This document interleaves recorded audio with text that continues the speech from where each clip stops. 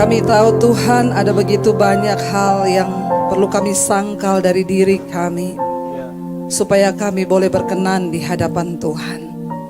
Mampukan setiap kami, bahkan selidiki setiap kami Tuhan, agar kami boleh punya ketulusan hati di hadapan Tuhan. Sebab kami percaya Tuhan melihat hati, Tuhan menyelidiki batin kami. Dan Engkau akan memberi upah yang setimpal kepada orang-orang yang dengan tulus hati melakukan segala sesuatunya hanya untuk Tuhan. Urapi setiap kami pagi ini, urapi hamba-Mu yang tidak ada apa-apanya Tuhan. Berbicara bagi kami, sampaikan isi hati-Mu bagi kami Tuhan. Kami perlu firman Tuhan, karena kami percaya hanya firman Tuhan yang sanggup mengubah hidup kami, memberi jaminan kepada kami untuk mendapatkan hidup di dalam kekekalan. Di dalam nama Yesus yang percaya, Tuhan memberkati kita. Katakan bersama, amin, amin, amin. Silakan duduk Bapak Ibu. Iya, haleluya, shalom. Apa kabarnya hari ini? Luar biasa. Hari ini tema firman Tuhan adalah kita nih melayani di dalam ketulusan. Ketulusan hati ini penting sekali Bapak Ibu. Kenapa? Karena Alkitab berkata Tuhan itu melihat hati. Ketulusan adalah sesuatu yang tersimpan jauh di dalam hati dan orang tidak bisa lihat. Siapa yang bisa lihat? Tuhan. Tetapi ini juga adalah hal yang sangat penting, akan menentukan hidup kita diberkati atau tidak. Itu tergantung dari ketulusan hati yang kita miliki. Kita baca dulu bersama ayat dari firman Tuhan yang diberi 1 Petrus pasal yang kelima ayat yang kedua saudara. 1 Petrus pasal yang kelima ayat yang kedua. Kita baca di sana firman Tuhan berkata 1, 2, 3. Gembalakanlah kawanan domba Allah yang ada padamu, jangan dengan paksa tetapi dengan sukarela, sesuai dengan kehendak Allah, dan jangan karena mencari keuntungan tetapi dengan pengabdian diri. Ini surat Petrus ya kepada rekan-rekan sepelayanannya. Dikatakan kita harus melayani dengan hati yang tulus, saudara. Ketulusan itu ada dua hal di dalamnya, tentunya di sana dikatakan Petrus memberi nasihat kepada rekan-rekan sepelayanannya. Gembalakanlah kawanan domba Allah yang ada padamu, jangan dengan paksa tapi dengan sukarela, sesuai dengan kehendak Allah. Dan ya jangan karena apa? Mencari keuntungan tetapi dengan pengabdian diri. Saudara, orang yang tulus itu pasti tidak mau mencari keuntungan. Dan ini bukan hanya berlaku bagi hamba-hamba Tuhan atau orang yang melayani Tuhan, tapi kita semua yang ada di tempat ini. Ya, orang yang tulus itu tentunya pertama dia tidak selalu mau mencari keuntungan. Kenapa sebuah pernikahan juga bisa gagal bahkan berakhir dalam sebuah perceraian? Karena suami sukanya mencari untung, istri juga suka mencari untung. Kalau dalam sebuah pernikahan suami cari untung dari istri, istri cari untung dari suami, yang terjadi apa dalam rumah tangga itu? Ya, tidak ada lagi ketulusan. Amin Bapak Ibu. Ya, istri melakukan sesuatu, ya kalau saya lakukan ini saya untungnya apa? Layani kamu, enak aja, ya. Maka ada satu tayangan saya lihat saudara, kalau suami itu gajinya di atas 50 juta, pulang dibukain pintu, istrinya dicium, halo papa capek ya, sini pak tasnya dibawain, ya lalu dikasih kopi, dikasih teh, silakan pak duduk, gaji di atas 50 juta. Yang UMR, begitu pulang nggak dibukain pintu. Ketok-ketok buka pintu sendiri, begitu nyampe istrinya langsung kasih galon, nih ganti galon sana.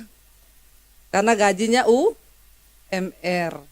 Saudara, ya kenapa terjadi seperti itu? Sebab dua-dua sudah mencari keuntungan. Ya, kalau dalam pernikahan sudah mencari untung, jujur atau tidak loh, diakui enggak? Coba kita introspeksi diri.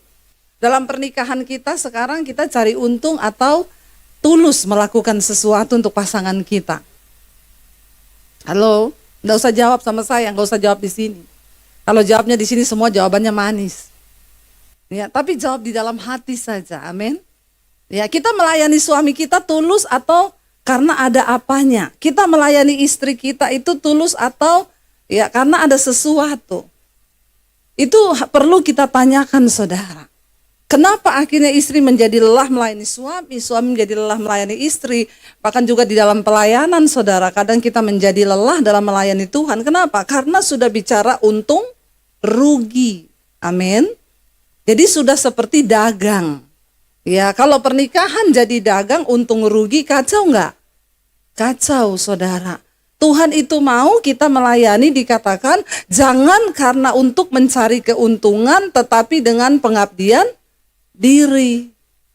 Ya, pengabdian diri ini nasihat ini bukan hanya bagi para pelayan-pelayan Tuhan diberikan oleh Petrus, tapi bagi setiap kita. Ya, kalau dalam rumah tangga itu ada pengabdian diri, luar biasa enggak pernikahan kita? Wow, saya mau melayani suami karena ini pengabdian diri saya. Ya, saya melayani anak-anak, ya ini pengabdian diri saya. Bicara untung rugi, ya saya nggak peduli. Percayalah Bapak Ibu, semua yang kita lakukan itu kita akan mendapat upah dari Tuhan. Amin. Ya, tapi menjadi orang yang tulus itu memang kayaknya kok kalah terus ya. Ya, ada yang berkata begitu, saya itu loh Bu, sudah ngalah sama suami. Tapi kayaknya semakin saya ngalah, dia kayaknya semakin besar kepala ya Bu. Ada di sini yang seperti itu? Nggak usah angkat tangan. Nanti chat nomor konseling di bawah ini. Ya, percayalah Bapak Ibu, ketika kita hidup dengan pengabdian diri, maka Tuhan itu menilai kita loh. Dan ada upah loh. Ya, tapi memang benar untuk melakukan semua itu tidak gampang. Pujian tadi berkata, ya mengiring Yesus itulah kesukaan hatiku. Ku lepas semua hakku untuk mengenal kehendaknya di hidupku. Kalau kita nggak melepas hak, nggak mungkin kita ini bisa mengabdikan hidup kita kepada Tuhan. Kita akan belajar hari ini, saya pengen kita belajar dari seorang tokoh di Alkitab yang bernama Daud, saudara. Tuhan itu berpesan kepada Salomo, ya, ketika Salomo akan menggantikan Daud ayahnya, saudara, untuk menjadi raja, ya. Tuhan berpesan kepada Salomo, kita baca 1 Raja-Raja, pasal yang ke-9, ayat yang ke-4, sampai dengan ayat yang ke-5, saudara. Apa yang Tuhan katakan kepada Salomo, ya, waktu dia akan menggantikan ayahnya menjadi raja di Israel, baca bersama. Mengenai engkau, jika engkau hidup di hadapanku sama seperti Daud ayahmu dengan tulus hati dan dengan ya benar dan berbuat sesuai dengan segala yang kuperintahkan kepadamu, dan jika apa? Engkau tetap mengikuti segala ketetapan dan peraturanku, ayat yang ke-5, janji Tuhan di sana dikatakan, maka aku akan meneguhkan tahta kerajaanmu atas Israel untuk selama-lamanya seperti yang telah kujanjikan kepada Daud ayahmu, dan dengan berkata keturunanmu takkan terputus dari tahta kerajaan Israel. Saudara, ketika Salomo naik akan menggantikan Daud ketika di hari tuanya, Tuhan berfirman kepada Salomo. Ya, ayat yang ke-4 tadi dikatakan, mengenai engkau, kata Tuhan, jika engkau hidup di hadapanku sama seperti Daud ayahmu dengan apa? Tulus hati. Ya, nomor 1 itu Tuhan bilang tulus hati. Kenapa Daud menjadi orang yang berkenan di hadapan Tuhan? Bahkan ketika Salomo melakukan dosa, kerajaan Israel itu, saudara, Tuhan akhirnya ya Salomo digantikan, dan Tuhan izinkan kerajaan Israel terpecah menjadi 2 bagian, ya. Yang 10 suku diberi kepada Yerobeam, dan yang 2 suku diberikan kepada anaknya Salomo, Rehabeam. Kenapa Tuhan lakukan itu? Tuhan bilang, ini aku tidak mengambil semuanya dari engkau. 12 suku, yang 10 suku diberikan kepada Yerobeam, pegawainya Salomo, gak ada keturunan Daud.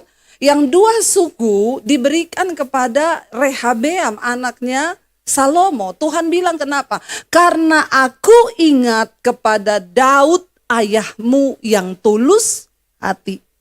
Sebenarnya Tuhan bisa ambil semua, saudara. Dipindahkan dan diberikan kepada Yerobeam semua. Tapi Tuhan bilang, karena aku ingat kepada ayahmu yang hidup dengan tulus hati di hadapanku. Lo bayangkan lo, orang yang tulus hati itu, saudara, Tuhan ingat kepada keturunannya lo. Padahal sudah gak mungkin ya. Tuhan bisa langsung memberikan kerajaan itu langsung semuanya kepada Yerobeam. Tapi Tuhan bilang, "Ndak, aku sisakan 2. Karena aku ingat kepada Daud, ayahnya Salomo. Dan Tuhan sudah berjanji bahwa kerajaan itu tidak akan terputus dari Daud dan keturunannya. Tapi karena keturunannya tidak melakukan apa yang Tuhan katakan, tidak hidup dengan tulus hati di hadapan Tuhan. Ya, lalu dikatakan di sana, Tuhan akhirnya menghancurkan semuanya. Tapi masih disisain 2, saudara. Ya, bagi keturunannya Daud. Dan Tuhan berkata, hanya karena aku ingat Daud ayahmu yang tulus hati. Saudara, kalau kita hidup dengan tulus hati di hadapan Tuhan, saya percaya Tuhan akan ingat keturunan kita. Katakan amin. Makanya apa yang harus kita wariskan kepada anak-anak kita bukan kekayaan, bukan. Warisan iman, warisan ketulusan. Pada akhirnya Salomo jatuh, kenapa? Karena dia ingin menambah kekuasaan kerajaannya dengan kekuatannya sendiri. Dia mengawini putri-putri raja kafir yang tidak lagi percaya kepada Tuhan. Bahkan bukan hanya itu yang membuat Tuhan marah kepada Salomo. Dia membangun kuil-kuil untuk istri-istrinya ini kepada penyembahan berhala. Sehingga Tuhan bilang dia tidak lagi hidup dengan tulus hati di hadapan Tuhan. Demi kekuasaan, demi hal yang dia mau, saudara. Dia menghalalkan segala cara. Dan akhirnya Tuhan mendapati dia gak tulus hati. Tapi karena Daud ayahnya, ya, Tuhan masih beri 2 suku di bawah kepemerintahan Rehabeam anak Salomo yang menjadi kerajaan Yehuda, saudara. Kita lihat, saudara, apa yang Daud pesan kepada anaknya. Buka bersama 1 Tawarik 28 ayat yang ke-9, saudara ya. 1 Tawarik 28 ayat yang ke-9. Apa yang Salomo pesan kepada anaknya? Dia berkata begini kepada Salomo. Daud berpesan kepada Salomo waktu dia itu mau menggantikan ya Daud ayahnya. Baca bersama. Dan engkau anakku Salomo, kenalilah Allahnya ayahmu dan beribadahlah kepadanya dengan tulus, ikhlas dan rela hati. Sebab Tuhan menyelidiki segala hati dan mengerti segala niat dan cita-cita. Ya, jika engkau mencari dia, maka ia berkenan ditemui olehmu. Tetapi jika engkau meninggalkan dia, maka ia akan membuang engkau untuk selamanya. Katakan, amin. Saudara, ketika bahkan Daud hendak turun dari tahtanya dan akan mengangkat Salomo menjadi raja menggantikan dia, dia berkata kepada Salomo, tetapi engkau, hai anakku Salomo. Dia bilang apa? Kenallah Allahnya ayahmu. Loh, luar biasa loh, saudara. Dia gak bilang kenallah Allahnya Israel, enggak. Kenallah ayahnya siapa? Kenallah Allahnya siapa? Ayahmu. Kita bisa gak berkata kepada anak-anak kita, Dek, kenallah Tuhan yang mami sembah itu loh. Kenallah Tuhan yang papi sembah itu loh. Kenallah Tuhan yang papa mamamu sembah itu loh. Kenapa Daud berkata kenallah Allahnya ayahmu itu? Kenapa, saudara? Ini bicara tentang sebuah hubungan antara Daud dengan Tuhan yang begitu dekat. Dia mengenal Tuhan dengan benar dan dia mengenal siapa Tuhan yang dia sembah itu. Makanya dia berkata kepada Salomo, kenallah Allahnya ayahmu. Saudara, iman itu harus kita wariskan kepada anak kita. Dan Daud berpesan apa? Beribadahlah kepadanya dengan tulus ikhlas. Saudara, kita nggak bisa mungkin tulus kepada manusia kalau dengan Tuhan saja hubungan kita tidak tulus. Amin. Tapi banyak orang Kristen suka main judi dengan Tuhan. Ya, saya ini sudah doa loh. Awas loh kalau Tuhan nggak jawab doaku. Ya enggak saudara? Ya, kalau disuruh melayani Tuhan, tunggu dulu. Doaku belum dijawab. Aku enggak mau melayani Tuhan sebelum doaku itu dijawab. Main judi enggak kita sama Tuhan? Ya, kita lupa bahwa nafas hidup yang kita hirup ini adalah pemberian Tuhan. Engkau bisa napas, engkau bisa berjalan, keadaanmu bisa baik-baik saja, itu semua karena Tuhan. Makanya bagaimana kita bisa memiliki sikap tulus dengan sesama, diawali yang pertama kali kita ini sama Tuhan hubungannya harus tulus.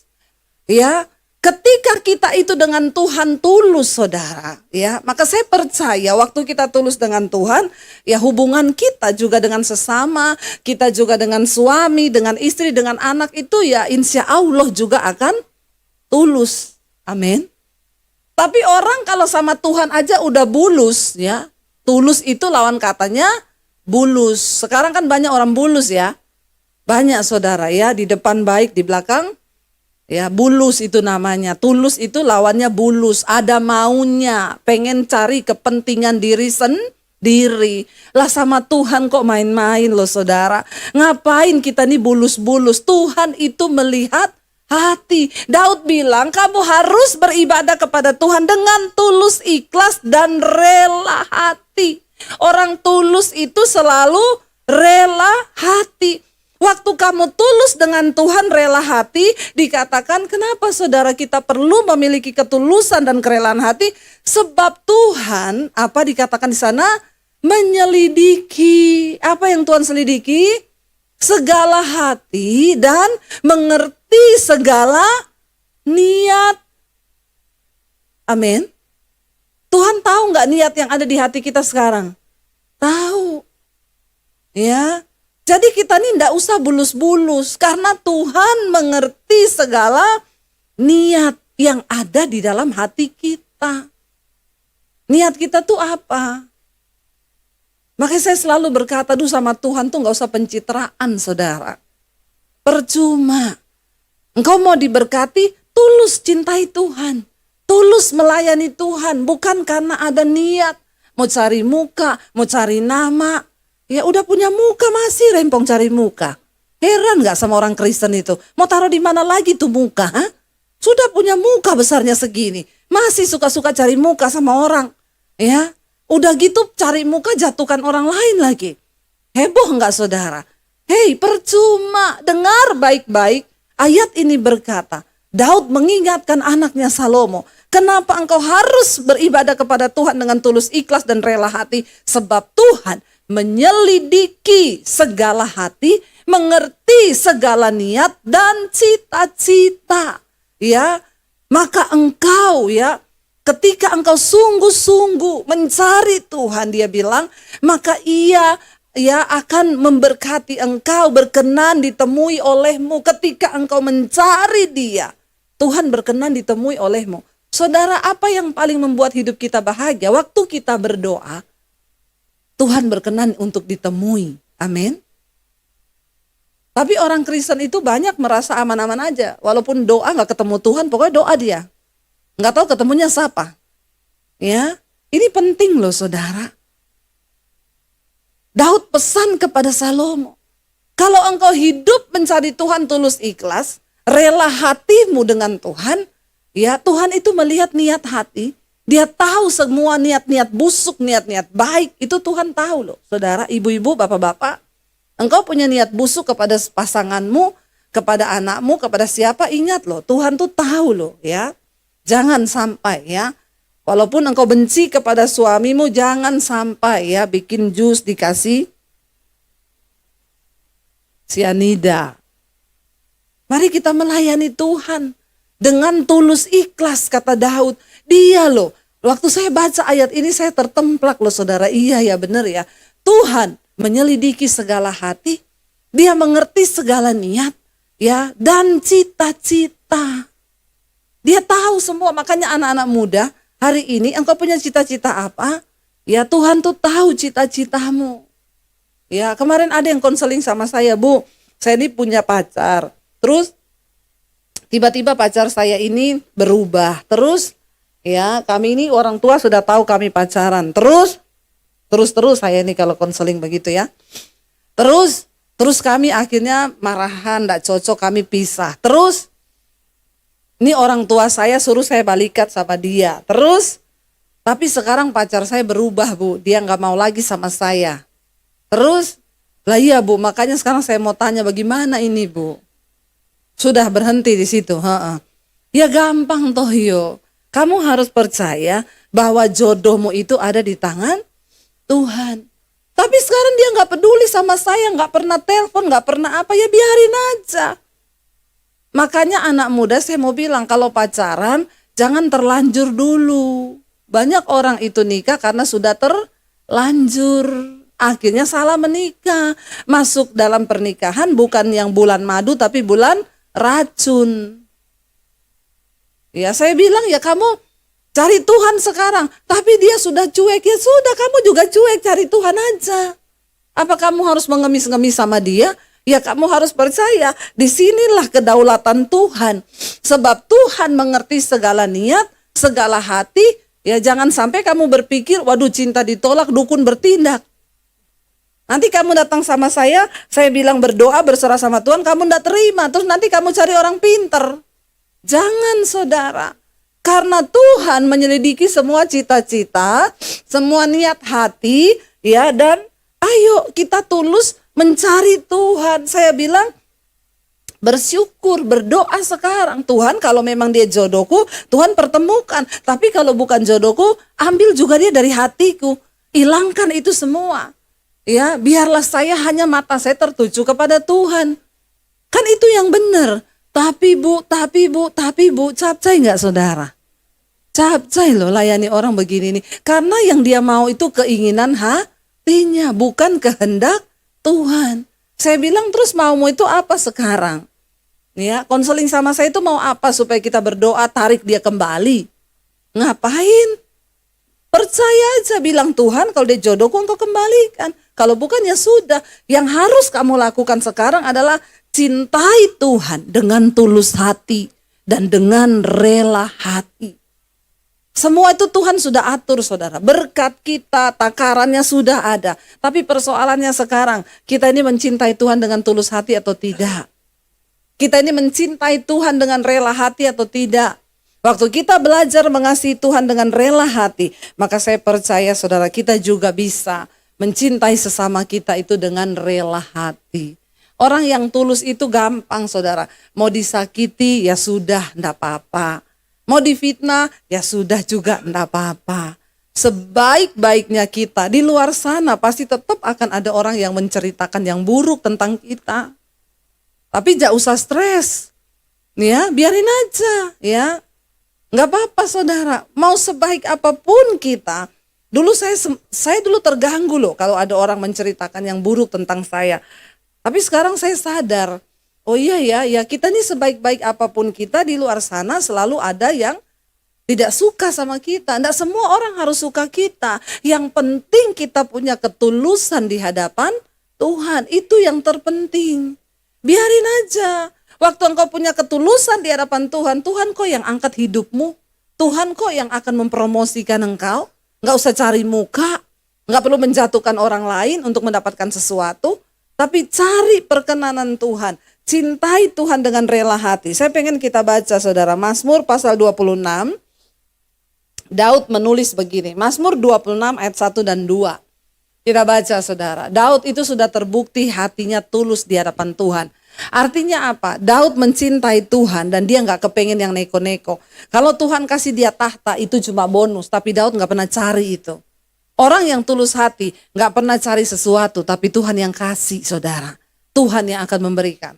Dari Daud kita baca Mazmur 26 dikatakan di sana, dari Daud, berilah keadilan kepadaku ya Tuhan, sebab aku telah hidup dalam ketulusan. Kepada Tuhan aku percaya dengan tidak ragu. Ayat yang kedua dia berkata apa? Ujilah aku ya Tuhan dan cobalah aku, selidikilah batinku dan hatiku. Saudara, bagaimana kita bisa memiliki ketulusan di hadapan Tuhan? Orang yang tulus hati selalu mau dikoreksi oleh Tuhan. Amin. Mau dikoreksi juga oleh sesama. Ya, istri ketika kita dikoreksi oleh suami, ketika kita dikoreksi oleh siapapun, mari kita menerima itu. Dikoreksi oleh anak, ya siap untuk minta maaf ya. Nggak apa-apa, ya siap. Bilang maaf kalau kita sebagai orang tua salah. Saya nggak pernah ragu untuk ngomong maaf ke anak-anak kalau memang saya yang merasa saya salah. Ya, saya ngomong maaf ya, maafin mami. Nggak apa-apa. Ya, kayaknya kita susah ya baca maaf. Saya pernah lihat satu komedi itu dia diajak istrinya, sini yuk kita belajar baca ya. Suruh baca yang susah-susah ya. Dibaca sama istrinya.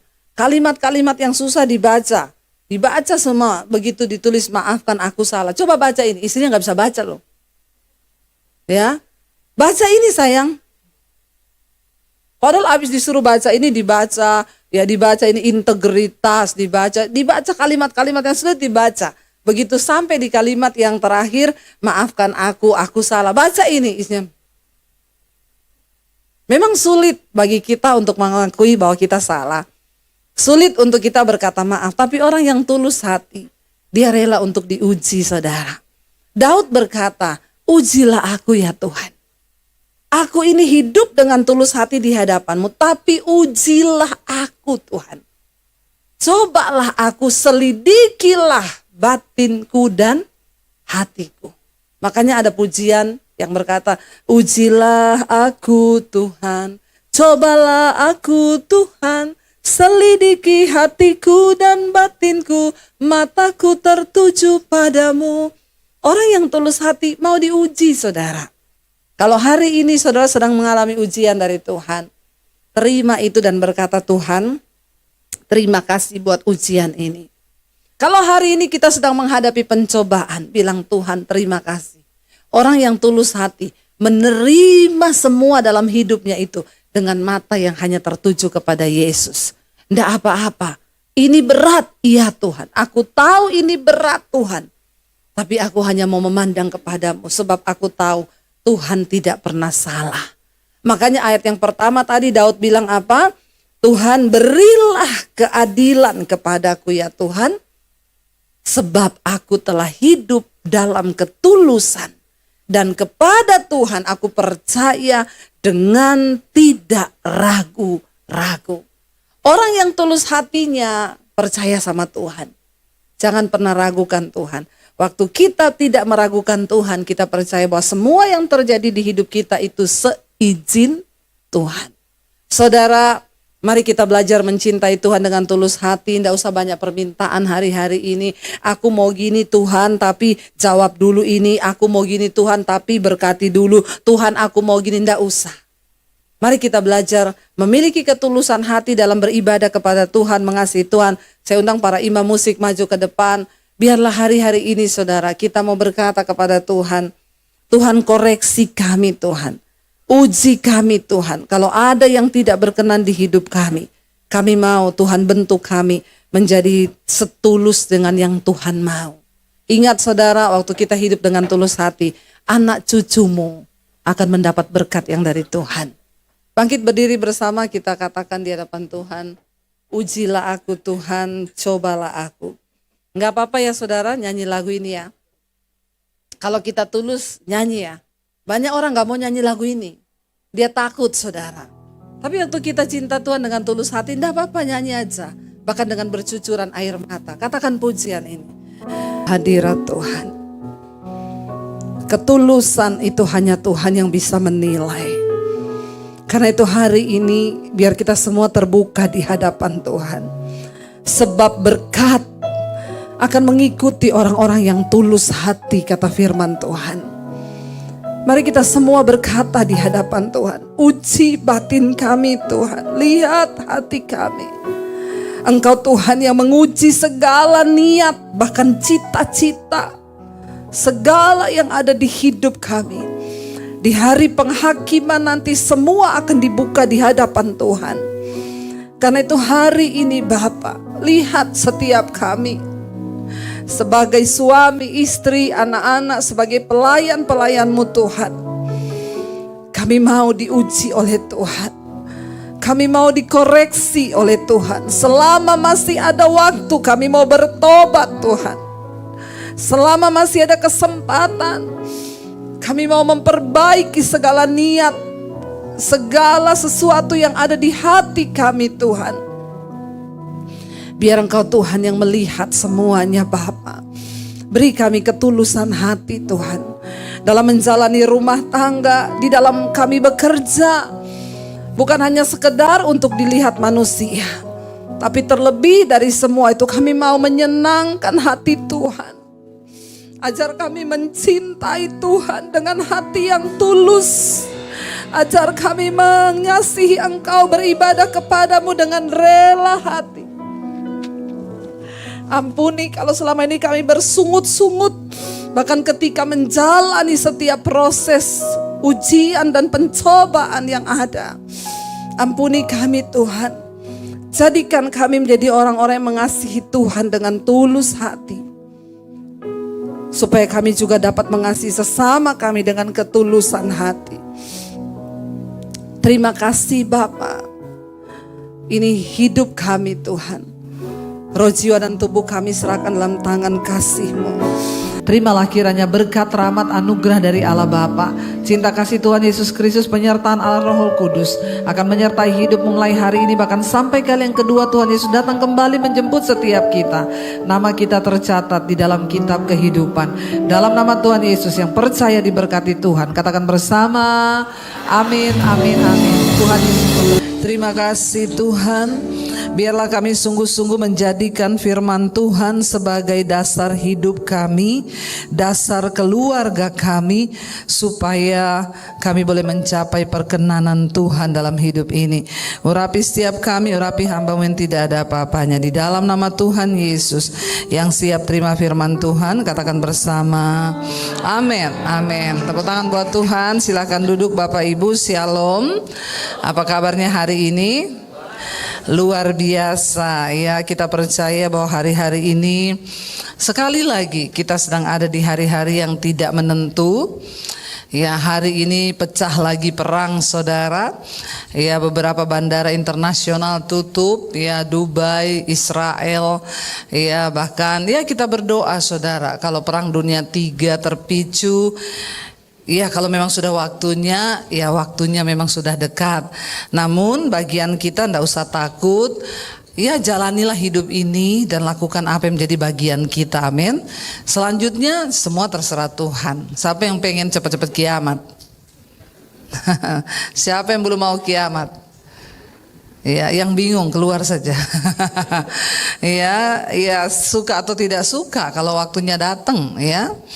Perjanjian pembicaraan damai antara Amerika dengan Iran tentang nuklir tidak berhasil, dan tadi malam Israel dan Amerika bom Iran, dan hari ini Iran membom semua kantor-kantor Amerika di negara-negara Arab saudara, ya, di Qatar, di Dubai, ya, bahkan beberapa negara Arab. Sekarang Timur Tengah lagi tidak baik-baik saja.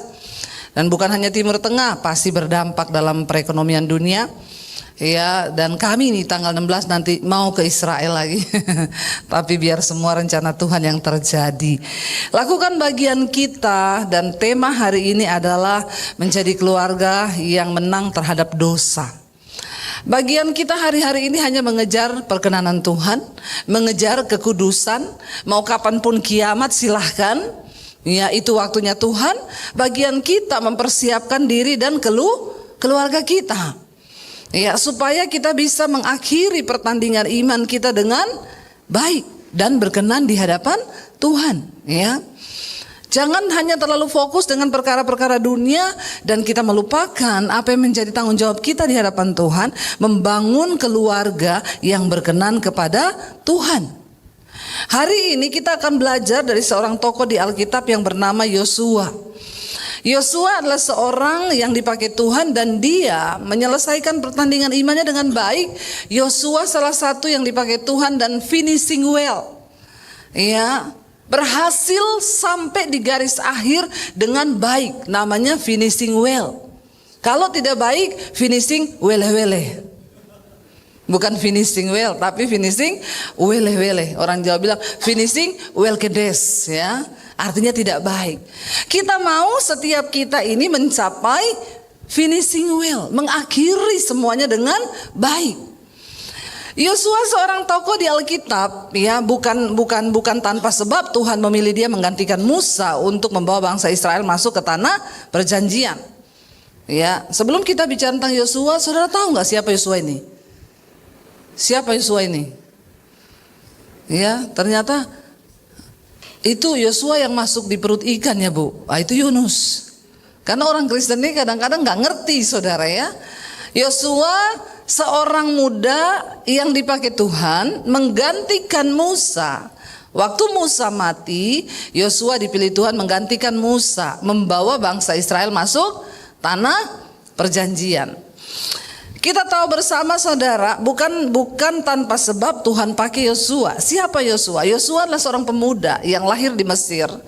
Ya, bangsa Israel, tapi dia lahir di Mesir dan dia menyaksikan semua perbudakan yang dialami oleh bangsanya, orang tuanya ketika mereka ada di Mesir. Namun dari muda Yosua ini sudah hidup takut akan Tuhan. Dia punya roh yang perkasa dalam Tuhan. Makanya ketika Tuhan memilih Musa untuk membawa bangsa Israel keluar dari tanah perbudakan di Mesir, Tuhan memilih Yosua untuk mendampingi Musa. Dia mendampingi Musa selama 40 tahun. Ya, dalam tugas Musa membawa bangsa ini di padang gurun, saudara. Yosua adalah seorang yang gagah, berani, rohnya kuat di dalam Tuhan. Ya, bahkan dia seorang panglima tentara ketika pada akhirnya bangsa Israel maju bertempur melawan orang Amalek. Yosua yang diutus menjadi panglima perangnya. Ya, dan kita tahu bersama ketika pengintai dikirim untuk mengintai negeri Kanaan, Yosua dan Kaleb lah dua orang yang berkata, seberat apapun musuh di tanah itu kita akan masuki sebab Tuhan kita lebih besar dan Tuhan pasti akan mampukan kita. Seorang yang diurapi Tuhan, Yosua mampu melihat ke depan dengan mata iman. Dan Yosua ini akhirnya Musa cuma berhenti di Gunung Nebo. Makanya saya selalu kalau ke Israel selalu masuk lewat Jordania. Tempat pertama yang kita datang itu Gunung Nebo atau Gunung Musa. Di situ Musa menghembuskan nafas terakhirnya. Dia mati di Gunung Nebo. Ketika Tuhan menyuruh Musa lihat ke bawah, saudara yang pernah pergi ke Gunung Nebo, saudara melihat ke bawah, itu adalah tatangan Yeriko, tanah perjanjian yang akan diberikan Tuhan bagi bangsa Israel. Tapi Tuhan bilang ke Musa, kamu cuma sampai di sini, kamu cuma bisa lihat, tapi kamu tidak bisa masuk. Dari situlah Yosua menggantikan Musa ketika Musa mati. Yosua 28 tahun mendampingi bangsa Israel hingga masuk ke tanah perjanjian. Tapi ketika dia mulai tua, saudara, bangsa itu sudah masuk ke tanah perjanjian, sudah enak hidupnya. Mereka dikasih kebun anggur, mereka dikasih kebun zaitun. Ya, mereka mendapatkan semua di tanah perjanjian tanpa harus bekerja keras dan tanpa harus berperang, sebab Tuhan yang berperang bagi mereka. Lalu bangsa ini ketika nyaman mulai berpikir beralih dari Tuhan, mulai menyembah berhala, mulai menyembah Allah yang lain. Nah, ketika Yosua sudah lanjut umurnya dan dia mau mati, apa yang Yosua lakukan? Dia melihat ketidakbenaran di atas bangsa ini yang sudah mulai menyembah berhala. Sebelum dia mati, dia kumpulkan semua tua-tua bangsa Israel. Lalu dia mengajak mereka untuk memperbaharui perjanjian mereka di hadapan Tuhan. Itu yang Yosua lakukan sebelum dia mati. Makanya saya bilang tadi, Yosua adalah seorang tokoh di Alkitab yang finishing well, menyelesaikannya sampai akhir dengan baik. Hampir tidak ada cacat. Daud ada cacat selingkuh, ya, membunuh Uria, berselingkuh dengan Betseba. Ya, hampir semua ada cacatnya, tapi Yosua hampir sempurna dia menyelesaikan tugas Tuhan. Dan kita akan ambil apa yang berharga dari Yosua ini, saudara. Mari buka Yosua pasal 24 mulai ayat yang pertama. Kalau saudara lihat judul perikopnya di sana, pembaharuan perjanjian di Sikem. Dan ini ditulis saat Yosua menjelang ajal kematiannya. Kemudian Yosua mengumpulkan semua suku orang Israel di Sikem. Baca bersama, dipanggilnya para tua-tua orang Israel, ya, para kepalanya, para hakimnya, dan para pengatur pasukannya. Lalu mereka berdiri di hadapan Allah. Tolong baca dengan bersuara, karena kalau tidak baca bersuara, matanya di situ, otaknya di restoran. Saya tahu ini orang Kristen ini duduk di gereja, tapi otaknya abis ini makan apa. Sebelum otak saudara diculik sama iblis, mari kita baca dengan suara supaya saudara baca Alkitab. Di rumah tidak mungkin saudara baca kitab ini, iya Pak ya? Saudara baca nggak kitab ini di rumah? Hello?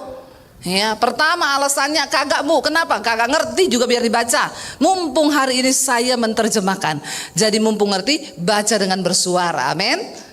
Ayat 2 baca. Berkatalah Yosua kepada seluruh bangsa itu, beginilah firman Tuhan Allah Israel. Dahulu kala di seberang sungai Efrat, disitulah diam nenek moyangmu, yakni Terah ayah Abraham dan ayah Nahor, dan mereka beribadah kepada Allah lain. Perhatikan Allahnya huruf kecil, berarti bukan Allah Israel. 3. Tetapi aku mengambil Abraham bapamu itu dari seberang sungai Efrat dan menjelajahi seluruh tanah Kanaan. Aku membuat banyak keturunannya dan memberikan Ishak kepadanya.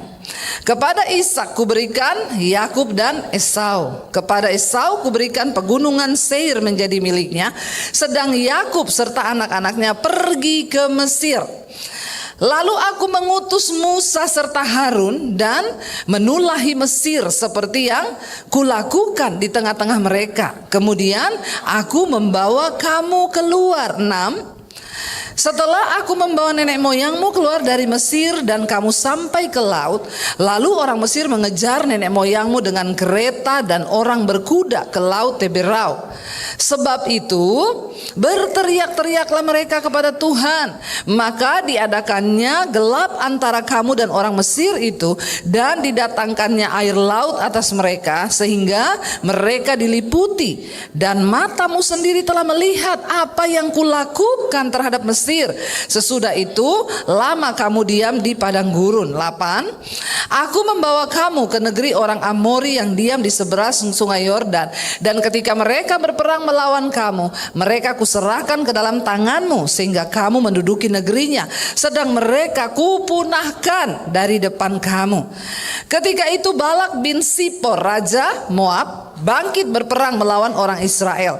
Disuruhnya memanggil Bileam bin Beor untuk mengutuki kamu. Ayat 10. Tetapi aku tidak mau mendengarkan Bileam, sehingga ia pun memberkati kamu. Demikianlah aku melepaskan kamu dari tangannya. 11. Setelah kamu menyeberangi sungai Yordan dan sampai ke Yeriko, berperanglah melawan kamu warga-warga kota Yeriko, orang Amori, orang Feris, orang Kanaan, orang Het, orang Girgasi, orang Hewi, dan orang Yebus.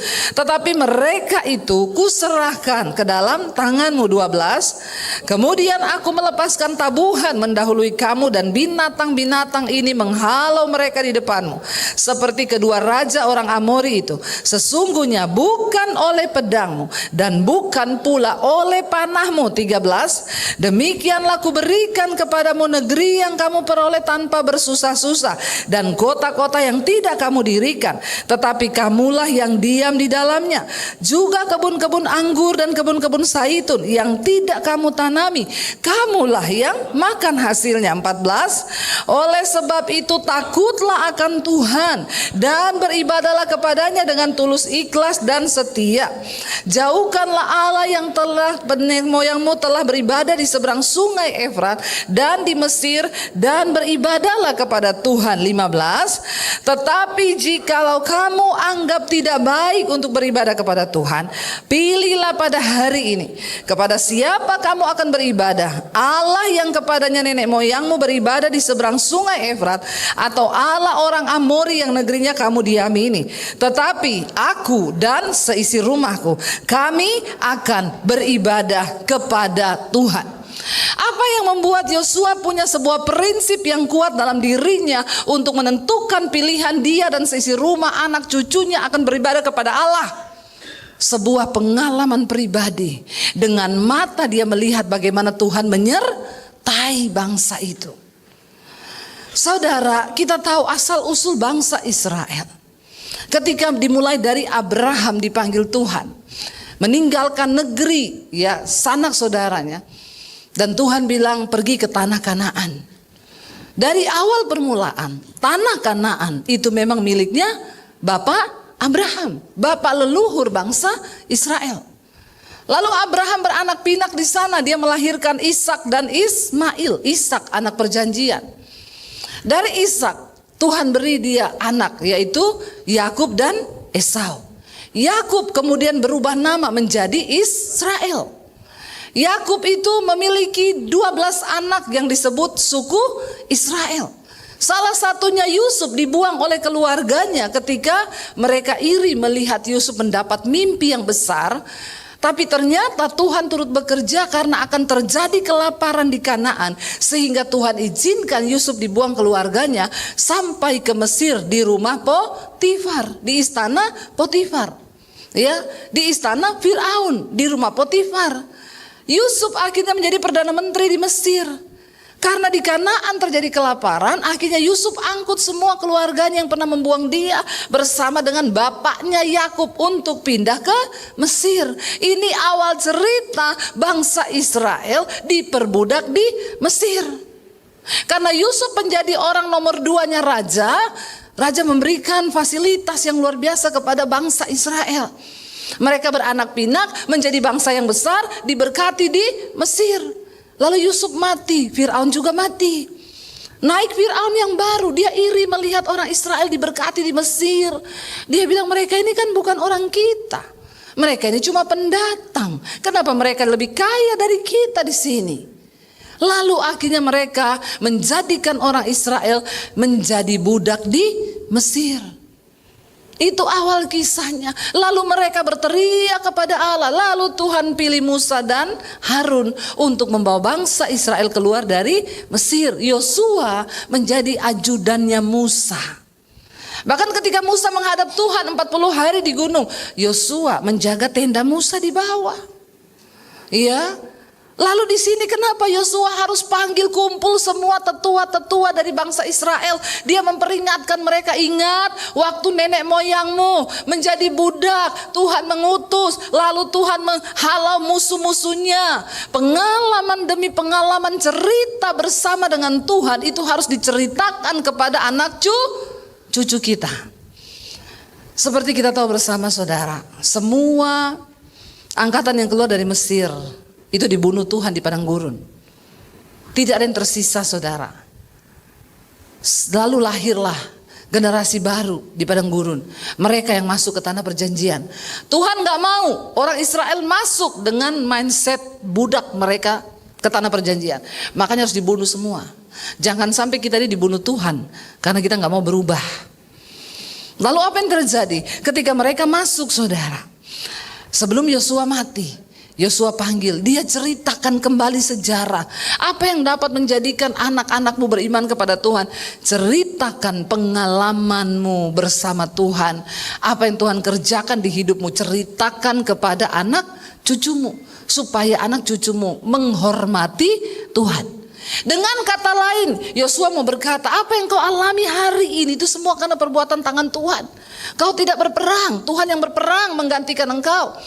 Engkau masuk ke negeri yang sudah ada minyak zaitunnya, ada buahnya, ada anggurnya, kau tinggal masuk.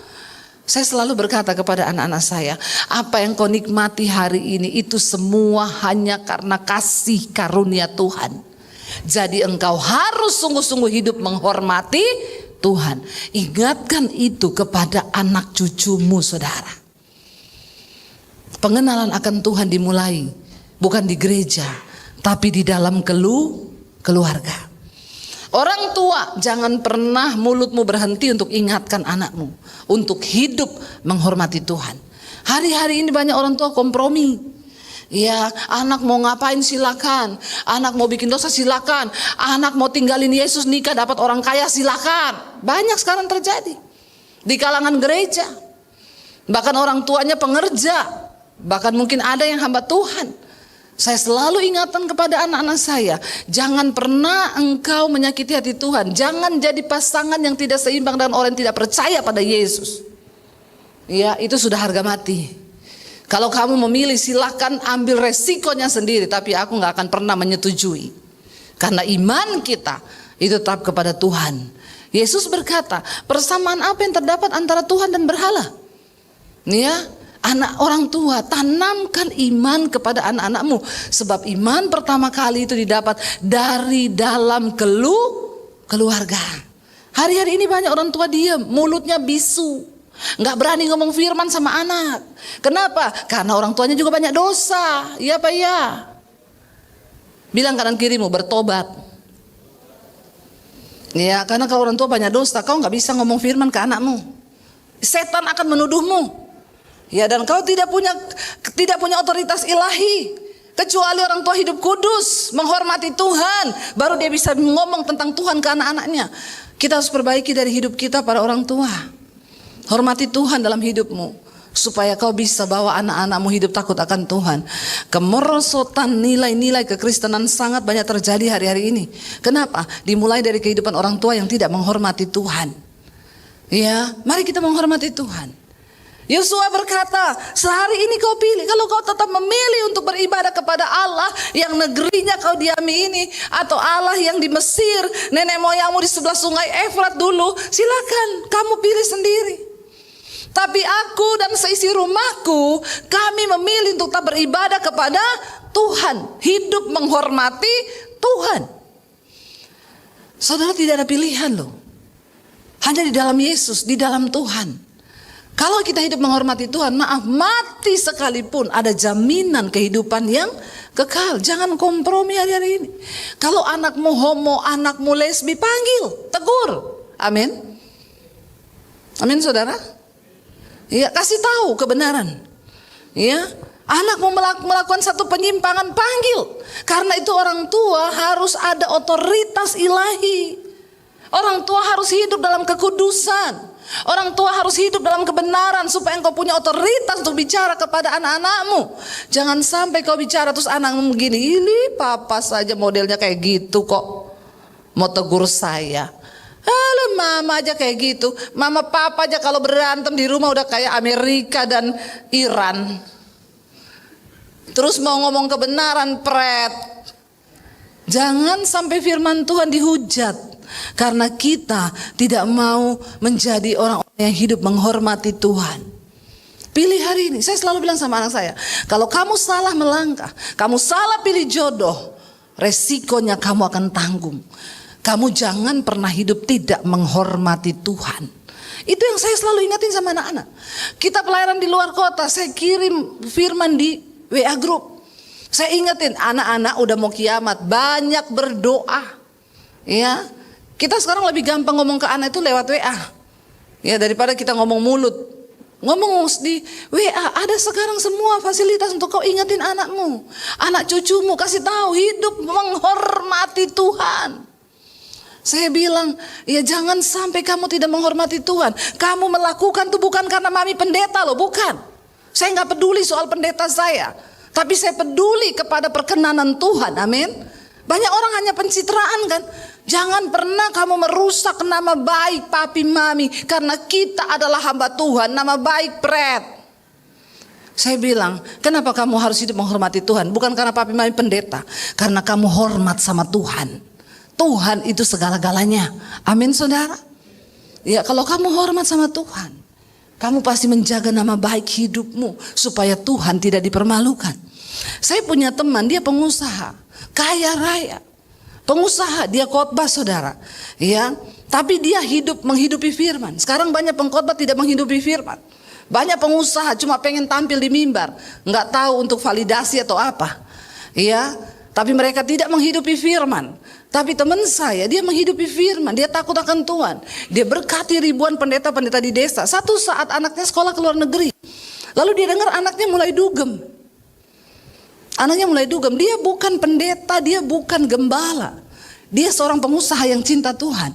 Pengusaha berhati gembala, sebab banyak pendeta berhati pengusaha. Tapi ini pengusaha berhati pendeta. Dia telepon anaknya, dia bilang begini, "Nak, papa dengar kamu mulai dugem. Papa ini melayani Tuhan, nak. Papa khotbah di mimbar. Jadi kamu pilih sekarang, kalau kamu tetap dugem, papa akan berhenti khotbah. Buat apa papa khotbah kalau anaknya papa mempermalukan nama Tuhan? Tapi kalau kamu mau papa tetap melayani Tuhan khotbah, kamu harus berhenti dugem." Pilihan yang berat buat anaknya. Ini satu pilihan tentang bagaimana anak-anak harus belajar hidup menghormati Tuhan. Papanya bilang, "Papa gak mau ngotori mimbar sehingga menjadi batu sandungan." Orang akan bilang tuh bapaknya khotbah, anaknya dugem. Akhirnya anaknya bilang, "Pak, jangan pernah berhenti melayani Tuhan. Aku yang akan berhenti dugem, Pak. Papa tetap melayani Tuhan." Saudara, kita harus kasih pilihan. Yosua memberi pilihan kepada bangsa itu. Kalau kamu pilih untuk beribadah kepada Allah lain, silakan urusanmu. Saya sudah kasih tahu sama kamu tentang bagaimana perbuatan dan penyertaan Tuhan yang ajaib dalam hidup kita. Ya, Tuhan sudah membawa kamu keluar dari perbudakan. Kamu berdoa, Tuhan dengar. Dia buat jalan di tengah laut ketika engkau sulit. Saudara, kalau kita masih berdampak hari ini, itu semua hanya karena anugerah Tuhan loh. Jangan pernah sombong di hidup ini. Kasih tahu ke anak-anakmu, jangan pernah sombong. Bahkan nafas yang kita hirup hari ini itu adalah anugerah Tuhan. Ya, pilih kepada siapa engkau akan beribadah. Kalau engkau tidak mau sungguh-sungguh dengan Tuhan, silakan, resiko tanggung sendiri. Kita rindu satu saat di sorga kita bersama-sama dengan anak cucu kita, saudara. Ya, kita diselamatkan bukan cuma di dunia ini, tapi ada satu kehidupan dalam kekekalan setelah kita mati. Dan biarlah ini menjadi kerinduan kita bersama sampai satu saat nanti di surga yang kekal. Saya selalu bilang sama anak saya, ingat ya dek, surga itu tidak bisa gandengan. Ya, mami tidak bisa gandeng kamu ke surga. Papi nggak bisa gandeng mami, mami nggak bisa gandeng papi, kamu nggak bisa gandeng mami.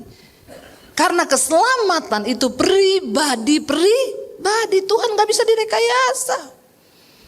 Siapa bilang bisa didoakan, nanti kalau mati didoakan supaya dia masuk surga? Enak aja kalau kayak gitu. Ya, semua orang berdosa nanti didoakan terus. Hidup kita ini di dunia ini, itu yang akan menentukan upah kita nanti kelak. Saya bilang sama anak saya, mami gak bisa gandeng kamu ke surga. Hidupmu, perbuatanmu, sikapmu menghormati Tuhan, itu akan dilihat Tuhan. Ya, kalau kamu memilih untuk hidup menghormati Tuhan, ya kita sama-sama nanti. Alkitab berkata, ketika saat pengangkatan tiba, ada ibu yang sedang di ladang terangkat hilang, anaknya tertinggal. Ada suami yang sedang di tempat tidur bersama istri di rumah, istrinya hilang, suaminya tertinggal. Suaminya terangkat, istrinya tertinggal. Akan ada perpisahan nanti kelak. Dan Tuhan gak bisa direkayasa. Jangan bilang, oh tenang, papi maminya pendeta, anaknya pasti selamat. Enggak, saudara. Ya enggak. Karena keselamatan itu pribadi-pribadi. Ya, saya selalu bilang kepada anak saya, keselamatan itu pribadi-pribadi, gak ada yang bisa gandengan. Karena itu hari-hari ini kalau ada waktu, kamu itu banyak-banyak cari Tuhan. Kejar perkenanan Tuhan. Pilihlah untuk hidup beribadah kepada Tuhan. Yosua berkata begini, saudara. Ayat 14 tadi dia bilang apa? Oleh sebab itu takutlah akan Tuhan dan beribadahlah kepadanya dengan tulus, ikhlas dan setia. Takutlah akan Tuhan. Takut akan Tuhan, saudara. Apa itu takut akan Tuhan? Takut akan Tuhan itu ialah menjauhi kejahatan. Takut akan Tuhan itu menjauhi dosa.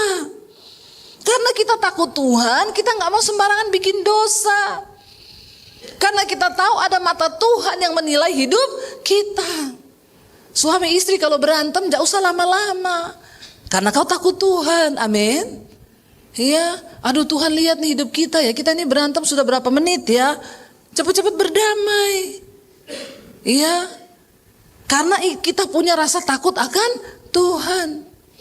Anak-anak muda kalau kau dugem, ya kau tidak betah karena kau punya takut Tuhan. Aduh lagi dugem terus kiamat, udah jalan tol kau ke neraka. Ya banyak-banyaklah merenung hari-hari ini. Kita hidup menghormati Tuhan. Karena kita napas pun ini adalah anugerah Tuhan Bapak Ibu. Ya makanya Yesua bilang, ya takutlah akan Tuhan dan beribadahlah kepadanya dengan tulus ikhlas. Jauhkanlah Allah yang kepadanya nenek moyangmu telah beribadah. Ada banyak Allah-Allah lain dalam hidup kita. Hari ini kita nggak berbicara tentang Allahnya orang Amori, Allahnya orang Mesir. Ya mungkin ada Allah-Allah lain yang sedang kita kejar, uang misalnya. Kita banyak kehilangan waktu karena kita lebih mementingkan uang dan kita melupakan Tuhan. Jadikan pekerjaanmu sebagai ibadahmu, maka engkau tidak akan pernah kehilangan Tuhan. Amin saudara.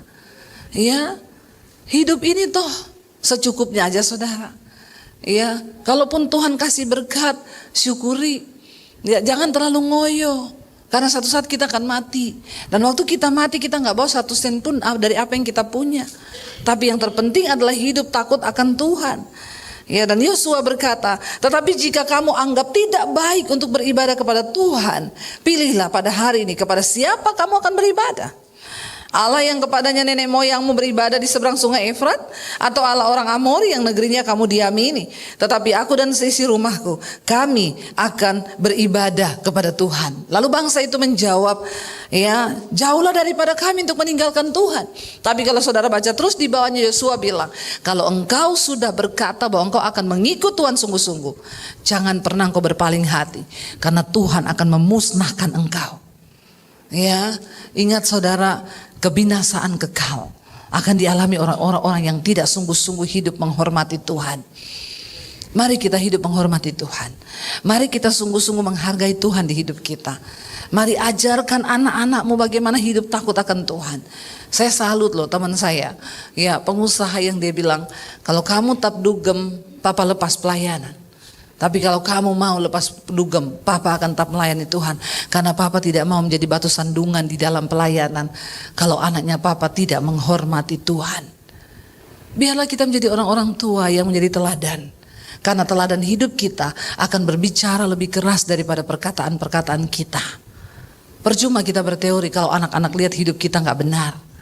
Percuma kita ngajari mereka firman kalau mereka lihat kita tidak melakukan firman.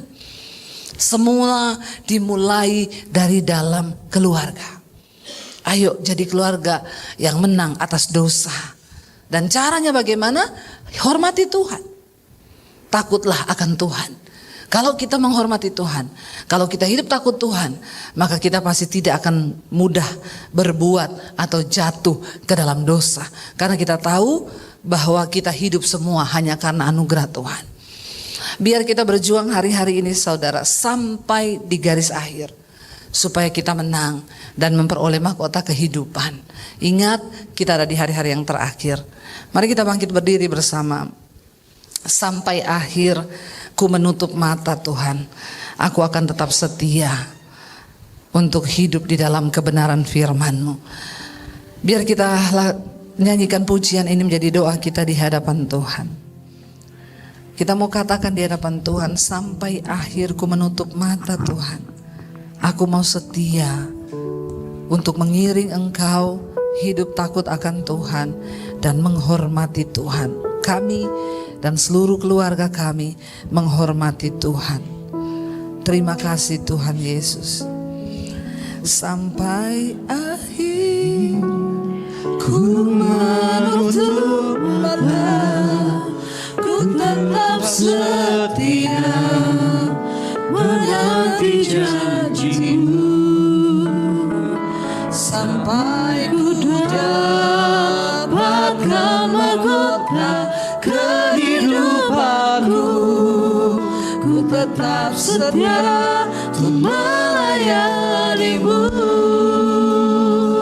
sampai akhir. Ku menutup mata, ku tetap setia menanti janji-Mu sampai ku dapatkan mahkota kehidupanku.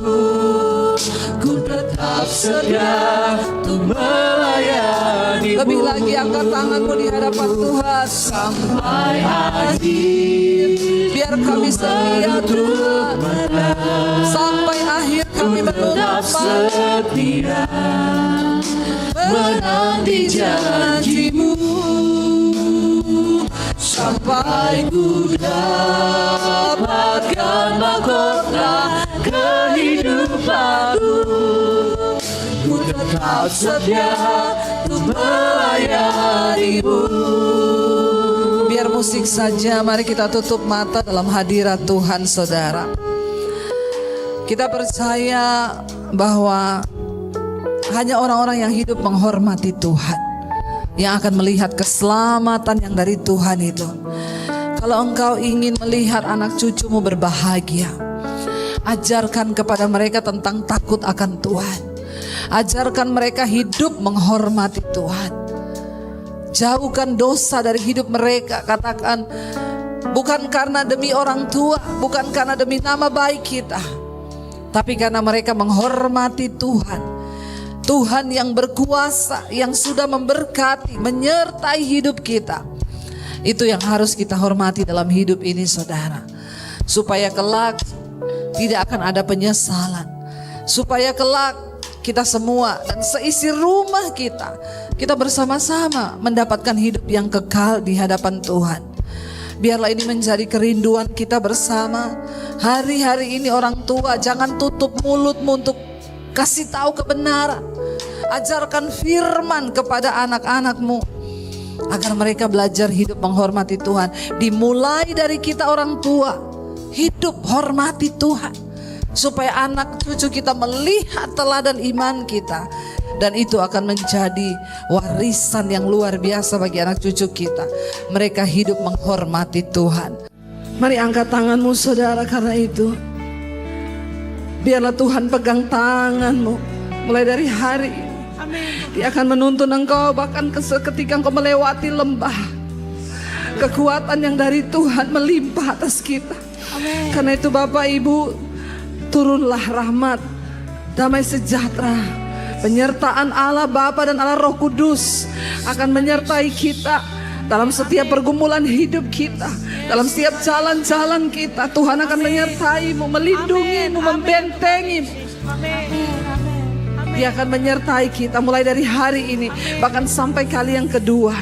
Tuhan Yesus datang kembali menjemput setiap kita, dan nama kita tercatat di dalam kitab kehidupan. Di dalam nama Tuhan Yesus yang percaya diberkati Tuhan.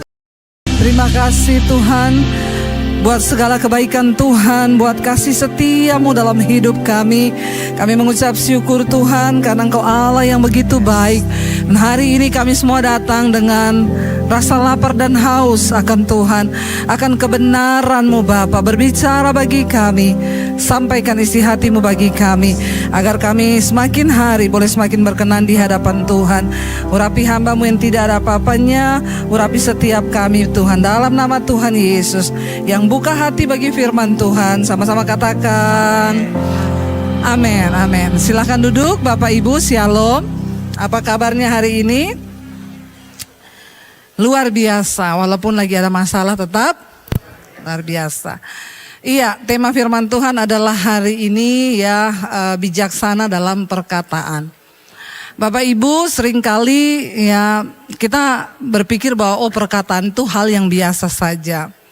Tapi ternyata firman Tuhan itu banyak ya yang menuliskan tentang bahwa perkataan itu bukan hal yang biasa. Sebab hidup kita, bahkan roda kehidupan kita itu ditentukan oleh perkataan kita.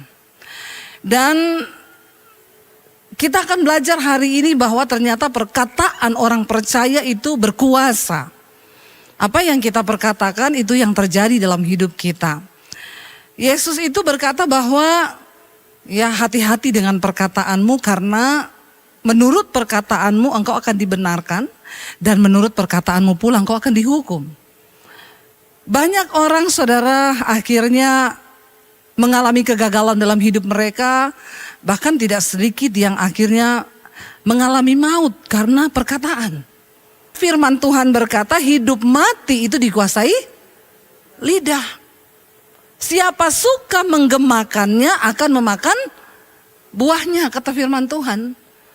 Hati-hati, hidup mati dikuasai lidah. Siapa suka menggemakannya akan memakan hasilnya. Apa itu dikatakan menggemakannya, saudara? Kalau kita tuh masuk ke gua, kita berteriak, maka akan ada gema balik kan dari suara kita. Yang dimaksud dengan begini saudara, kalau kita pergi ke dalam gua, kita teriak, misalnya kita bilang berkat, yang balik apa? Berkat, kat, gitu kan. Kalau kita teriak kutuk, yang balik apa? Kutuk, kutuk. Ini namanya menggemakan. Enggak mungkin kita masuk ke gua lalu kita teriak berkat terus dibalas kutuk, tuk. Itu ada setan itu. Ada syaiton di situ. Atau kita teriak kutuk lalu baliknya berkat, kat. Itu enggak mungkin. Ayat firman Tuhan berkata, hidup mati dikuasai lidah, siapa suka menggemakannya akan memakan buahnya. Artinya itu kalau kita suka ngucapin kutuk, maka kutuk tuh berbalik kepada kita sendiri. Kalau kita suka ucapkan berkat, maka berkat itu yang akan kita nikmati juga dalam hidup kita. Nah, Yesus berkata begini saudara. Mari kita buka bersama Lukas pasal yang ke-6 ayat 45 saudara. Mari kita baca sama-sama 1, 2, 3. Orang yang baik mengeluarkan barang yang baik dari perbendaharaan hatinya yang baik.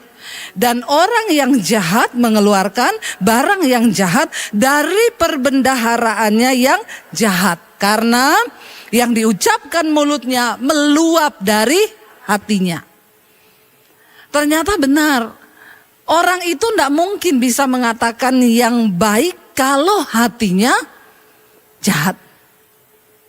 Kalau hati kita penuh dengan kejahatan, maka sudah pasti perkataan kita tuh jahat. Jadi bapak-bapak, kalau istrimu tuh omongannya ya nyelekit, bikin jengkel lah, itu dia perlu berobat itu hatinya. Mungkin banyak kekecewaan di dalam hati yang dia simpan selama ini. Karena hati ini adalah tempat penyimpanan, dikatakan perbendaharaan. Tempat semua penyimpanan. Kalau yang tersimpan dalam hati kita baik ya, segala hal yang manis firman Tuhan di hati, maka juga yang keluar dari mulut kita itu perkataan yang baik. Jadi ini rahasianya. Makanya Alkitab berkata Tuhan itu melihat hati kita. Orang kalau hatinya busuk saudara, ya perkataannya busuk. Kalau hatinya penuh iri hati, ya perkataannya iri hati. Enggak mungkin kalau hatinya busuk keluar baik, ya itu berarti pencitraan. Ya, bisa jadi jatuhnya munafik ya. Nah, firman Tuhan Yesus tuh berkata begini. Saya pengen kita baca dari versi yang lain, ayat ini sama tapi dari Matius ya. Injil Matius pasal 12 ayat yang ke-34 mulai saudara. Yesus berkata begini, Injil Matius ya, ayat yang ke-34. Hai kamu apa? Keturunan ular beludak. Bagaimanakah kamu dapat mengucapkan hal-hal yang baik, sedangkan kamu sendiri jahat? Karena yang diucapkan mulut dari hati. Yesus menyatakan perkataan ini untuk orang-orang Farisi dan ahli-ahli Taurat. Mereka itu orang paling munafik. Di luar kelihatan pakai jubah putih, tapi hatinya busuk saudara. Makanya Yesus bilang, kamu keturunan ular beludak, bagaimana kamu bisa mengucapkan hal yang baik sementara kamu sendiri jahat ya. Karena yang diucapkan mulut itu meluap dari hati. Lalu ayat berikutnya kita baca sama-sama. Orang yang baik mengeluarkan hal-hal yang baik dari perbendaharanya yang baik. Dan orang yang jahat mengeluarkan hal-hal yang jahat dari perbendaharanya yang jahat. Ayat berikutnya 36. Tetapi aku berkata kepadamu, setiap kata sia-sia yang diucapkan orang harus dipertanggungjawabkannya pada hari penghakiman. Stop. Setiap kata sia-sia yang keluar dari mulut kita harus kita pertanggungjawabkan pada waktu hari penghakiman. Betapa sering kita ini ngomong sia-sia, saudara. Terutama anak-anak muda ini. Ya, saya tuh sering dengar anak muda kalau cerita, iya kamu tahu anjir. Hello, apa itu anjir? Apa itu? Hanya anak-anak muda yang tahu ini. Ini kata sia-sia loh, sekarang bisa dapat hukuman loh kau kalau ngomong orang dogi begitu. Ya, itu anak-anak muda sekarang tuh ngomong anjir itu sama dengan dogi itu loh, saudara. Ya, jadi mereka itu kan sia-sia sekali, cuma ketemu, halo apa kabar? Anjir lu. Saya sering dengar tuh kata-kata ini. Firman Tuhan bilang setiap kata sia-sia yang kau ucapkan dari mulutmu harus dipertanggungjawabkan pada hari penghakiman. Jadi mulai sekarang stop ngomong yang sia-sia. Jangan lagi ngomong yang sia-sia, gak penting itu. Ya, kita suami istri pun di rumah kita bisa berbeda pendapat. Bahkan sering kali kita cekcok mulut. Siapa di sini suami istri yang kadang beda pendapat? Angkat tangan. Nggak ada, Tuhan angkatlah mereka hidup-hidup. Karena mereka ini sudah sempurna ya. Yang tidak pernah bercekcok angkat tangan juga. Nggak ada juga. Yang bingung angkat kaki saja. Ya, saya sama suami seringkali beda pendapat. Namanya kita manusia kan. Setiap hari kita kan berhubungan dengan kata-kata. Ada beda kata, beda pendapat, selisih paham. Boleh, gak apa-apa. Berdebat juga gak apa-apa. Yang penting tetap pakai kata-kata yang tidak menyakiti, bukan mengutuk. Ya, bisa kita saling beda pendapat. Tapi jangan sampai ketika beda pendapat terus mulai mengungkit hal-hal yang gak penting. Kata-katamu ngalor ngidul mulai. Kamu pikir saya tuh gak nyesal ya nikah sama kamu? Aku tuh nyesal tahu.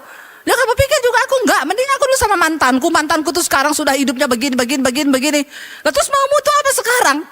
Cuma gara-gara kata-kata terserah banyak yang berkembang sampai perceraian.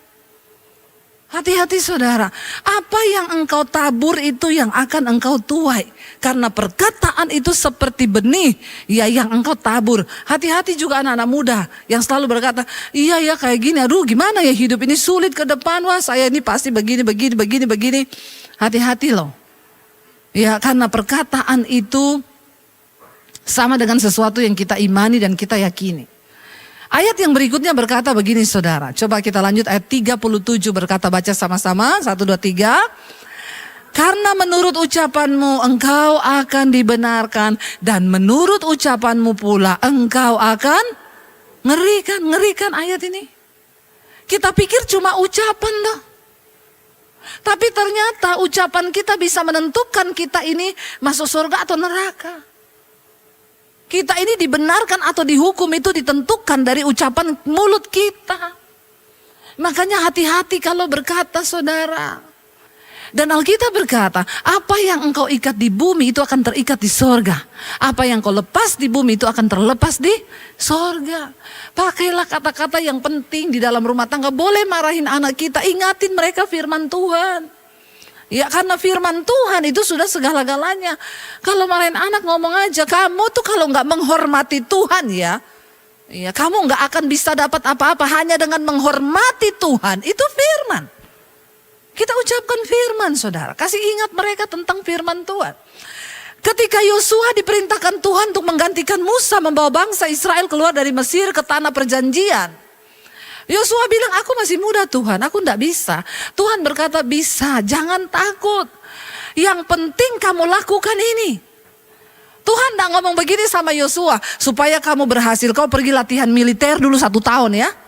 Nanti kalau sudah jago kau datang ke sini baru kau bisa bawa bangsa itu. Tuhan juga nggak ngomong gini, kamu belajar matematika, perhitungan, fisika, kamu belajar dulu bahasa Israel, bahasa ini baru kamu bisa saya utus. No. Keberhasilan dan keberuntungan Tuhan cuma bilang begini. Jangan engkau lupa. Setiap hari perkatakan kitab Taurat ini. Bertindak hati-hati sesuai dengan semua yang tertulis dalam firman Tuhan. Supaya perjalananmu itu berhasil dan beruntung. Amin saudara. Kalau engkau melihat anakmu berhasil. Tidak usah kau leskan matematika, bahasa Inggris, bahasa Mandarin, bahasa ini, bahasa itu. Ya, dikursuskan ini, kursus itu, kursus nyanyi, kursus ini, kursus sombong. Semua dikursusin. Dengan berharap anaknya itu tapi tidak ada satupun orang tua kadang-kadang yang lupa untuk mengajari anaknya firman Tuhan. Suruh anakmu baca firman. Perkatakan firman itu siang dan malam. Maka hidupmu firman Tuhan bilang berhasil dan beruntung saudara. Bukan cuma berhasil. Karena banyak orang kelihatannya berhasil tapi tidak beruntung. Kelihatannya berhasil, kerja dari pagi sampai malam, tapi nggak dapat apa-apa saudara. Alkitab bilang dia menabung di pundi-pundi yang berlubang, bocor terus, nggak ada hasil. Kelihatan tokonya rame dari pagi sampai malam, begitu hitung-hitungan akhir bulan, nggak ada untung lah. Tokoku kok kelihatan rame tapi kok nggak ada untung. Karena kau hanya mengandalkan pikiranmu manusia, kau tidak pernah memperkatakan firman Tuhan di dalam hidupmu. Firman Tuhan itu berkuasa saudara, amin. Hati-hati dengan lidahmu. Coba kita baca saudara ya tentang lidah. Buka bersama di dalam Yakobus. Yakobus 3 ayat yang ke-6 mulai saudara. Ngeri sekali tentang lidah ini. Kita akan lihat dari firman Tuhan. Bukan saya yang ngomong, ini firman Tuhan yang bicara. Baca 1, 2, 3.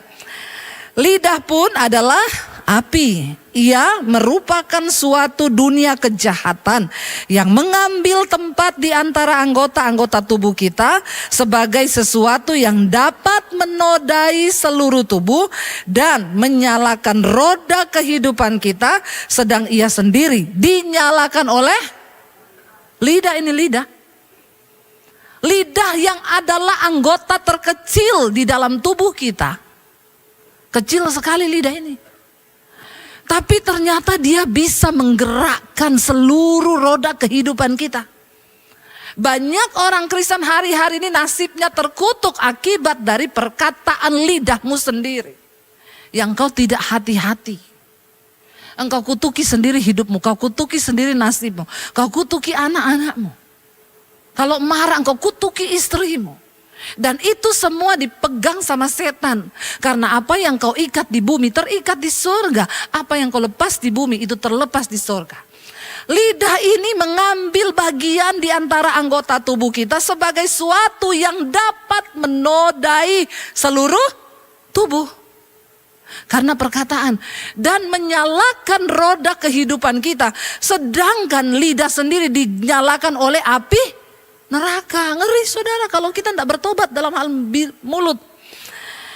Semua jenis binatang liar, burung-burung, serta binatang-binatang menjalar dan binatang-binatang laut dapat dijinakkan. Sudah bisa dijinakkan. Dan telah dijinakkan oleh sifat manusia. Tetapi, baca bersama, tetapi ia adalah sesuatu yang buas, yang tak terkuasai dan penuh racun yang mematikan. Seringkali tanpa kita sadari, perkataan kita mematikan iman orang lain. Anak-anak bicara tanpa kontrol pada orang tua. Orang tuanya sakit hati. Orang tua bicara sama anak, anak jadi sakit hati. Dan tanpa kita sadari, lidah ini saudara, dia sesuatu yang buas, yang tak terkuasai dan penuh racun yang mematikan. Lebih dari ular kobra. Ini Alkitab yang ngomong loh. Menjadi bisa yang beracun masuk ke hati orang lain. Menggerakkan tubuh orang itu sehingga dia bisa bunuh orang saudara. Gara-gara perkataan.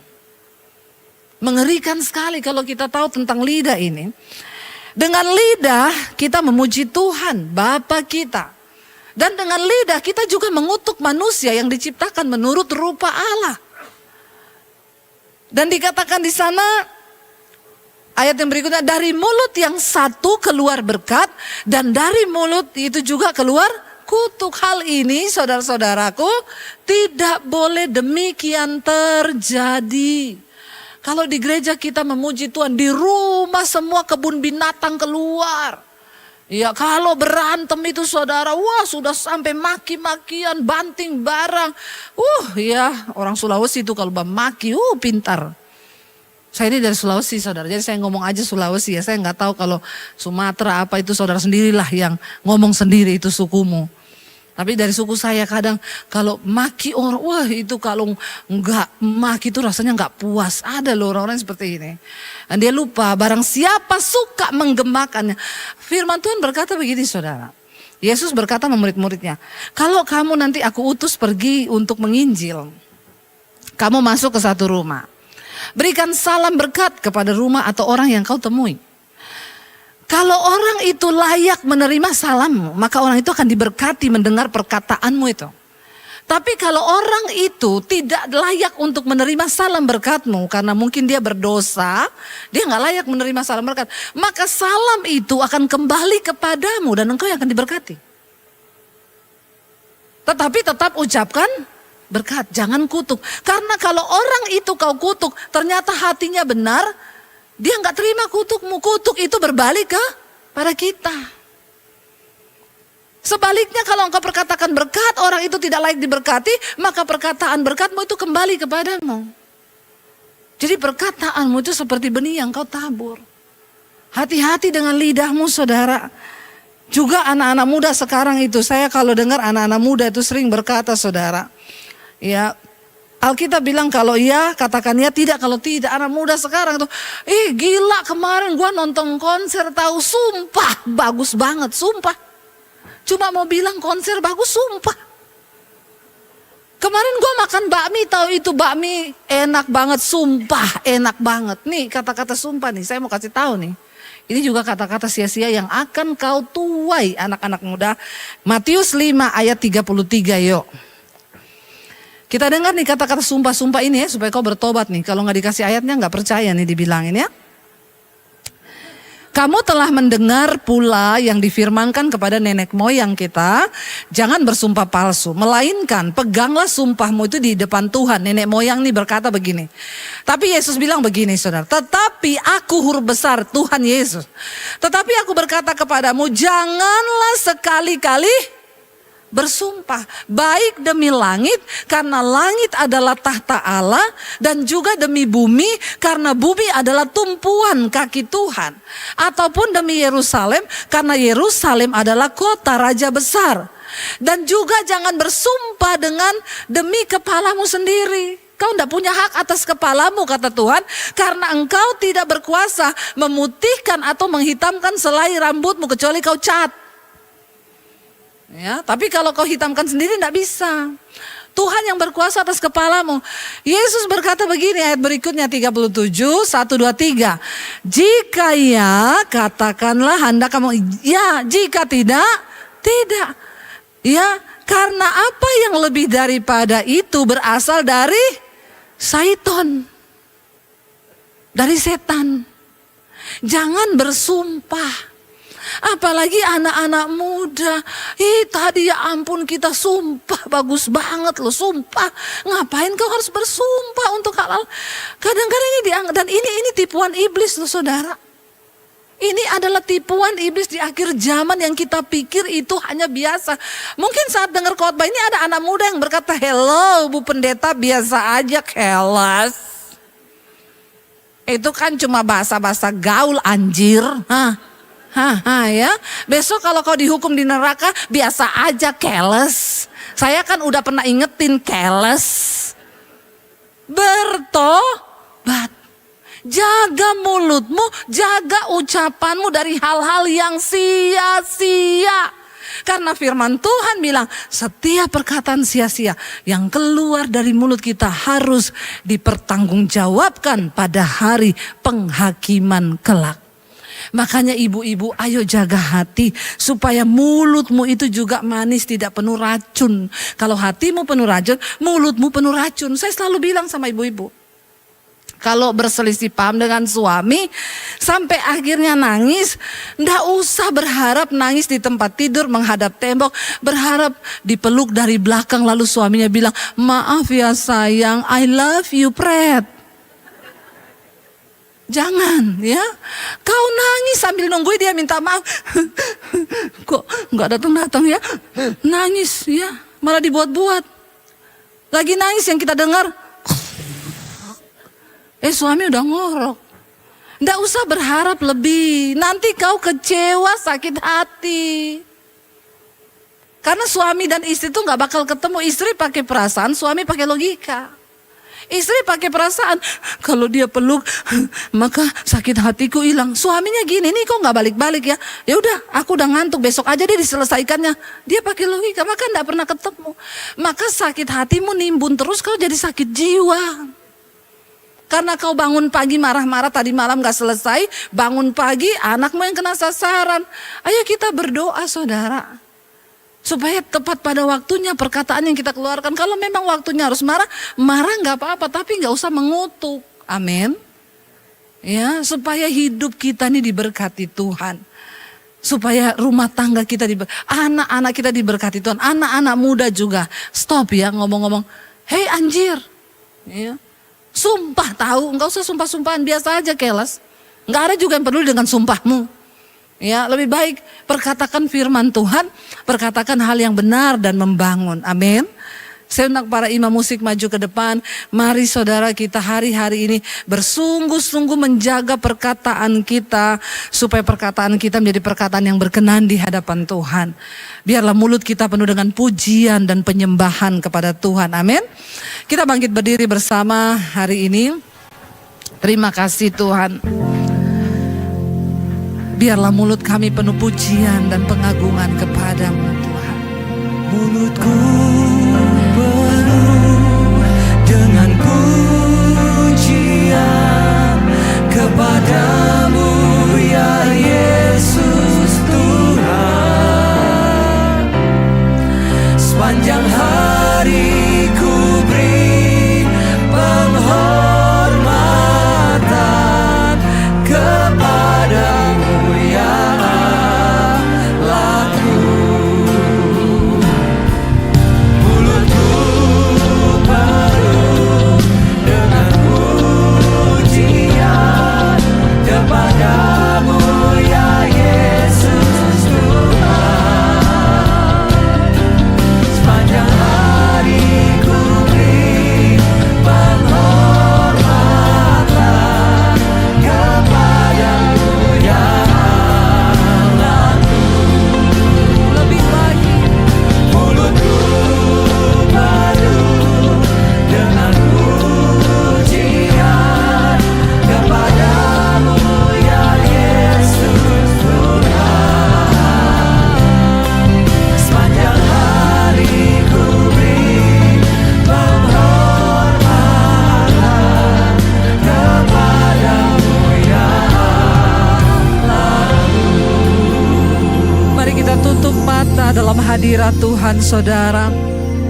Betapa sering kita pakai mulut kita untuk mengucapkan perkataan-perkataan yang mengutuk, yang tidak menjadi berkat. Lidah adalah bagian yang kecil dalam tubuh, tetapi dia sanggup menggerakkan roda kehidupan kita. Karena itu hari ini saudara, bilang Tuhan, kalau ada perkataan-perkataan yang tidak benar yang pernah kami tanam, hari ini kami cabut di dalam nama Tuhan Yesus. Kalau kami pernah menyakiti istri, suami, orang tua, anak kami dengan kata-kata yang sia-sia, hari ini kami cabut di dalam nama Tuhan Yesus. Kalau kami pernah berkata kepada diri kami sendiri kata-kata yang tidak benar, Tuhan, kami cabut cabut di dalam nama Tuhan Yesus. Hari ini Tuhan mampukan kami untuk memperkatakan firman-Mu dalam hidup kami, supaya perjalanan kami di dunia ini berhasil dan beruntung. Ini mulut kami Tuhan, kuduskan mulut kami, biar perkataan Kristus diam dengan segala kekayaannya di antara kami. Terimalah kiranya berkat, rahmat, anugerah dari Allah Bapa, cinta kasih Tuhan Yesus Kristus, penyertaan Allah Roh Kudus akan menyertai hidup mulai hari ini bahkan sampai kali yang kedua Tuhan Yesus datang kembali menjemput setiap kita. Nama kita tercatat di dalam kitab kehidupan. Dalam nama Tuhan Yesus yang percaya diberkati Tuhan, katakan bersama, amin, amin, amin. Tanganku, kau yang sentuh hati